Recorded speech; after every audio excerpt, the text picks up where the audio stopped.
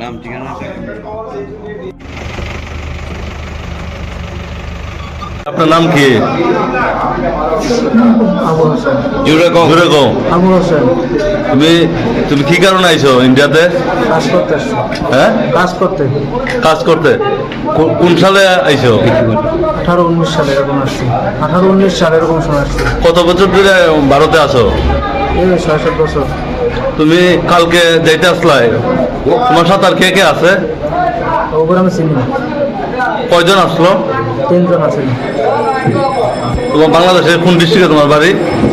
বাগেরহাট। তোমার বাবার নাম?